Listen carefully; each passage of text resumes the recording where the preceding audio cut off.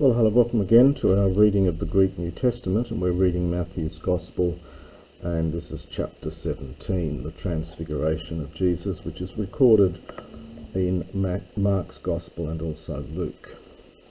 Kai methemeras hex paralambane ho Jesus ton Petron kai Jacobon, kai Ioannen ton adelphonau tu, kai anaphereautus es oros hupselon kat idian.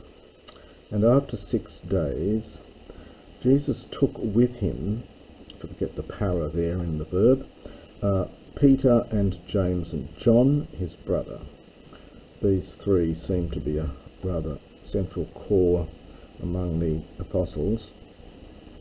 Kai anaphore autus, and he carries them up. Interesting use of anaphero here. It's a historic present. So he takes them up, or he took them up into a high mountain. Kat idian is an idiomatic statement, which we've seen perhaps before. It just means privately. Kai met emorphothe emprosthenauton kai elampsen to prosopon autu hos hohelios ta dehimatia autu egeneto lukahos to phos. And he was transformed. This is aorist passive. It's from metamorpho. It's the word metamorphosis, so he was transfigured. Sometimes people translate he was transformed before them. Kai elampsen to prosopon, and his face shone. So his face shone hos hohelios, like the sun. One of the many uses of hos. So it's as the sun does, or like the sun. Ta dehimatia autu, and his clothes egeneto became luka, white.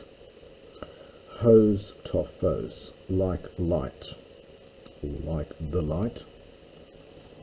Kai ideo ophthe autois mooses kai Elias solaluntes metautu. And behold, well, you can take this as impersonal and take the subject over here. So there appeared to them, or you could simply say Moses appeared to them, and Elijah.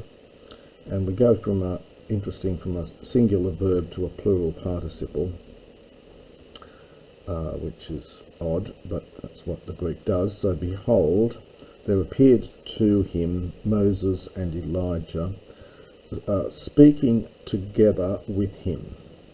So almost perhaps communing with him, from sul and lalio, the sun together with, and lalio. Apokrithes de hopetros epento Jesu kurie kalonis din hemas hodienai. And Peter, having answered, said to Jesus, O Lord, vocative, esti, it is kalon good for us to be here. A theles, if you wish, poieso hodi tres skenas, soi mian, kai mouse mian, kai heliai mian. So if you wish, I will make here 3 tents, skene, 3 booths, sometimes translated, or just 3 tents, 1 for you, 1 for Moses, and 1 for Elijah. In other versions of this, they add that Peter didn't quite know what to say, and so this is what he says. Eti autu laluntos, genitive absolute. We haven't seen too many of those. So while he was still speaking, idu, behold, a nephele photene, a cloud of light. So a bright cloud, epi skiasen autus. This is from episkiasdo. It means to overshadow, but it's often used in a religious sense in biblical Greek. So the cloud overshadowed them. Kai idu, and behold, a voice from the cloud, or up to understand there was a voice from the cloud, legusa, saying, Hutos estin hokios muho agapetos, en hoi eudokesa. This is my son, the beloved, in whom I was well pleased. This is an aorist from eudokio. Eudokio is a late word, to be well pleased with, to be happy with, to approve. And we get an aorist here, probably to be taken in English as a present, in whom I am well pleased. But the Greek has this aorist. Akuete autu, the imperative, so hear him. Kai akusantes hoimethetoi episen epi prosopon auton, kai phobetesen spodra. And the disciples, having heard, episan is the aorist from pipto. It's normally a strong verb, but there's a weak aorist ending here from pipto. They fell upon their face. It's a Hebraism, and another Hebraism here, and they were frightened, spodra, exceedingly. And that again is a Hebraic expression. Kai pros el then ho Jesus kai hapsamenos auton apin. And Jesus came to them, and hapsamenos, this is a aorist participle from haptomai, to touch, and it takes a genitive. So having touched them, he said, Egerthete, this is an imperative, a passive imperative, but with active meaning. So arise, get up, from egero. Me phobeste, do not fear. Arantes de tus ophthalmus auton, and having raised up their eyes, Adon they saw, Udina no one, Ame auton Yesun monon, except Jesus himself alone. Kai katabinon ton auton, another genitive absolute here, and when they had gone down from katabino, ek to orus, from the mountain, this of course again is a third declension genitive, from the neuter to oros, so you get reos, and that contracts to us.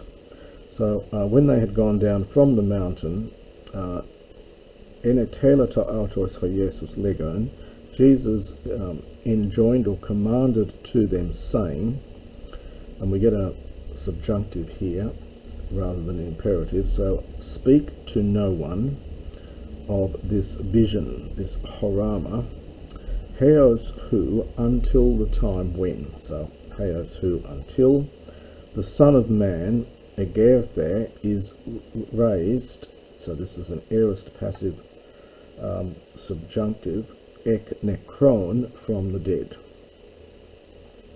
Kai ep erotesen out in hoimethetai legontes, and his disciples questioned him, saying, Tiun hoi grammates legus in hoti elion de elthen proton. Why then do the scribes say that it is necessary, firstly, for Elijah to come?